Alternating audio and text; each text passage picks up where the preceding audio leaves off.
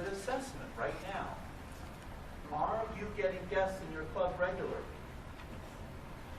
If you are, then your VP of Publicity is doing a great job.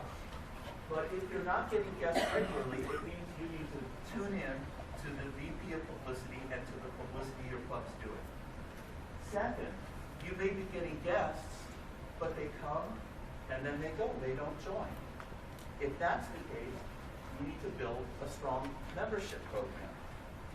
Finally, you may have members in your club, but everybody's kind of new. There's no solid pillar in the club or a group of pillars. There's not a leadership core in the club.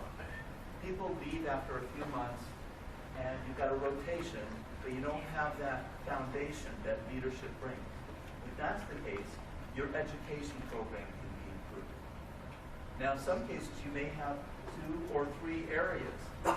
If you're a club president or a VP, you can look at those areas and make a plan. It's okay. Make a plan. Oh, not okay.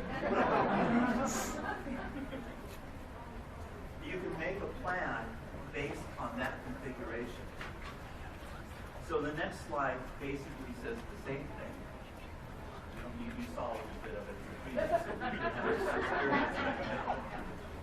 And the thing is, you're going to be, when you're meeting with your board, your executive board, you're going to be telling them how you assess your club and how each of those 3 pieces is an essential stage in building your club membership. Pretty simple, right? The next part of that we're going to go into will require a slide.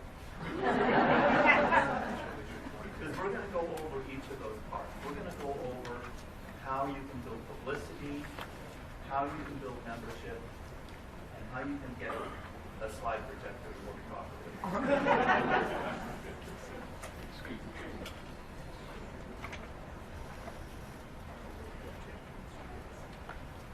Explain to us what membership and prosperity is.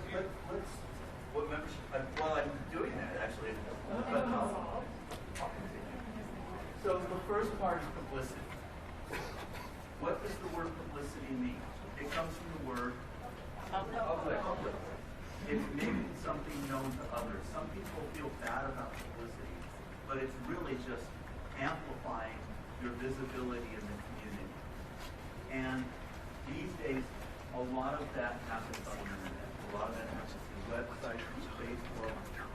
When you show me a club with a good website, they're going to be getting continuous new guests and we have it. Thank you. Now,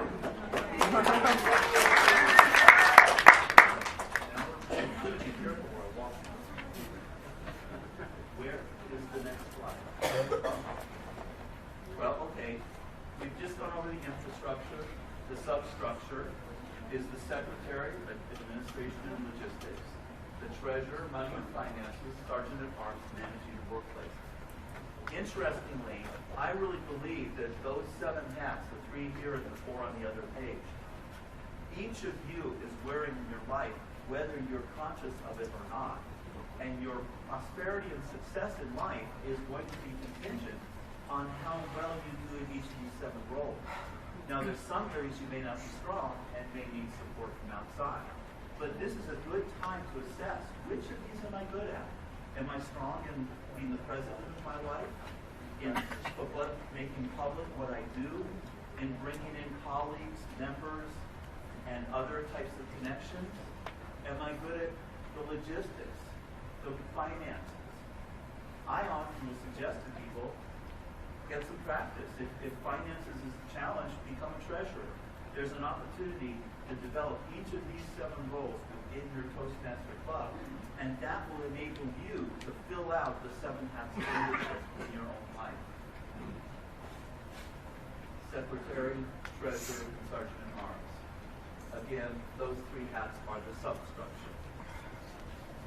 Now, you can look at the full map here, because you've got the 7 hats, you've got the president, and 4EQ is from my book. So I put all this, I was so impressed with Toastmasters, I put this in my book.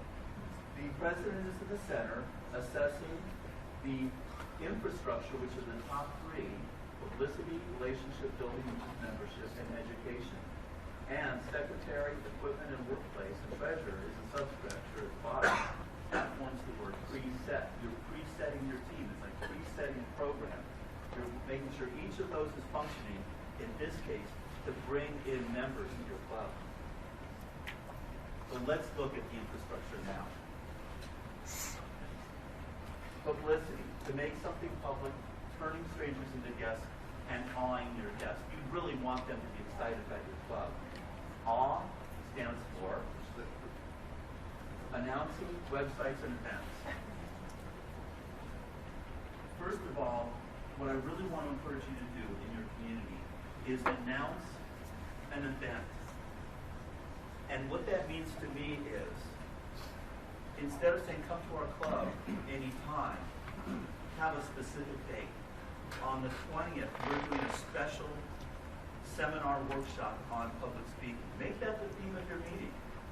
And people will come. Your Toastmaster will be an experienced speaker, and you'll have people talking about speaking. Guess what? You're going to have people coming in for the first time, and they're going to be coming in because they're interested in speaking. That's the theme. It's a free workshop. Now, you and I know that every Toastmaster meeting is, in a sense, a workshop. However, if you make an announcement of a specific event, instead of just a general invitation that people can postpone and perhaps be going to, you'll get a response. Again, sale. Only today and tomorrow. You have to come or it's over. Apply that mentality to your publicity. All kinds of things. Flyers are becoming obsolete. Emails, articles, phone calls. I have a series of 5 articles, and I challenge you, any one of you who wants to use my 5 articles, to contact me, and I will send them to you. I used those 5 articles twice, and I built one club from 4 members to 50 members. We had 5 articles, and each article said at the end, a workshop on this topic for free. Come to our Toastmaster meeting. We had people coming in floods. And the fascinating thing is, it was so easy to go to a newspaper and offer these articles.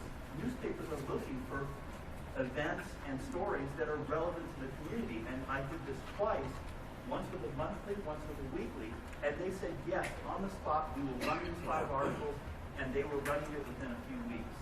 Because it helps not only individuals, it helps the community, it's nonprofit, it's an easy sell. Toastmasters is an easy thing to promote because there is such a need for what Toastmaster offers, and it's so affordable. Joint ventures.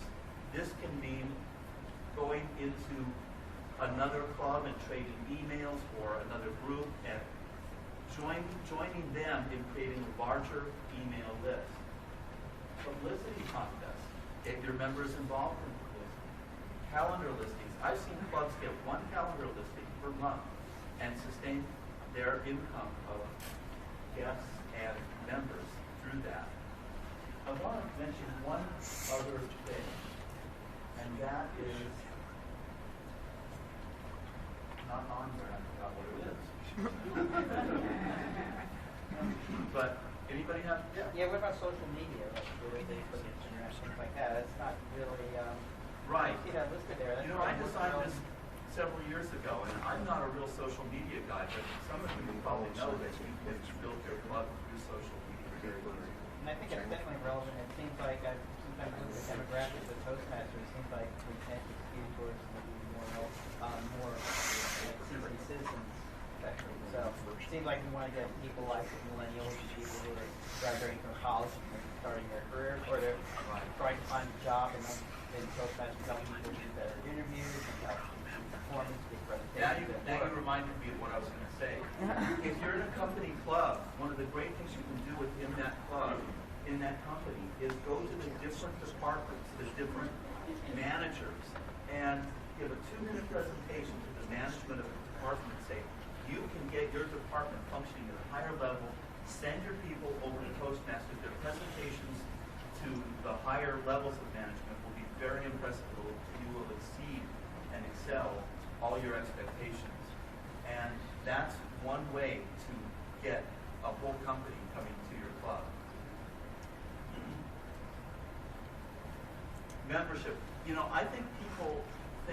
membership is a kind of just hang out and just let it all come to me kind of position. But this is a much more active position and makes such a critical difference because when we did this club from 4 members to 50 members, we had about a 95% rate of guests signing up. And I think it's an easy thing to do. I see clubs where maybe they have a 10% rate of guests joining. And there's some things you can do that will really attract guests, like Prosperity, to sign up. First, I highly recommend the guest kit because they take it home with them and it has useful information. A folder that has old Toastmaster magazines, tips on speaking. They're going to refer to it for their own help, and they're going to think of you each time they do. A guest badge with their name on it.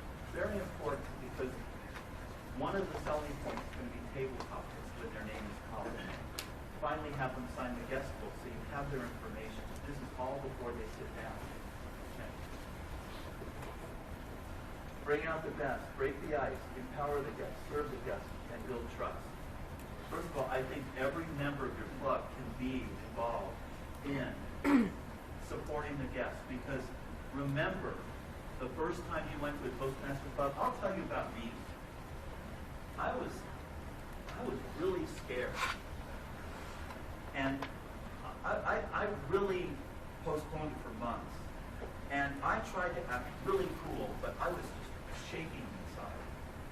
Because I had a supportive club I visited, I actually joined and entered a contest for the next week. But that's all because it was a really supportive club. Remember to welcome your guests, and if they sit down next to you, reach out to them. Even if you're not the VP of membership. VPs of membership, you're going to train your whole club to support the guests, to help them through that rough period when they're new to public speaking. Empower the guests. And we're going to get to that. I think table topics is the opportunity to empower your guests. Serve the guests. Again, if you're focused on service, that has so much more of an impact than if you're trying to sell something to them. When you're trying to sell, you're trying to get something from somebody. But when you're serving, you're giving something unconditionally to them. Much more effective. All of that builds trust. Now, this is the strategy I've used. I love this strategy. If you're the VP of membership or be part of the team, sometimes you might have 7 or 8 guests and you need more than one person to do this. Greet the guests and ask them, who are they? What are your interests? What is your work? Things like that. Give that information to the table topics master and have them pitch a question. So, for instance, I have somebody come in who's a real estate agent.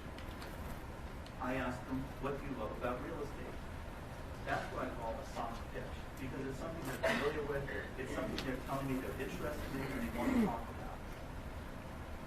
Now, the screwball and the fastball are another matter.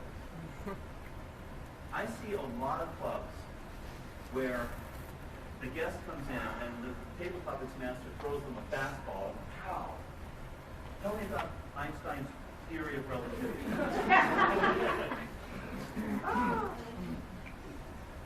That is intimidating to a new speaker. Next. I also see a lot of screwballs. You have an 8-meter and a basketball and a pogo stick, and you're on the planet Pluto. What are you going to do to use those 3 things to create an invention that will make your life useful? That's too much, because when you're a guest, you're already on sensory overload, right? You're looking at all those people and you're going, oh my God, suddenly you're 6 years old and your first class is teasing you and you're having all these memories and you're trying to act cool and function. You can't do that and take a screwball question and a hardball question to do well unless you're all ready with it.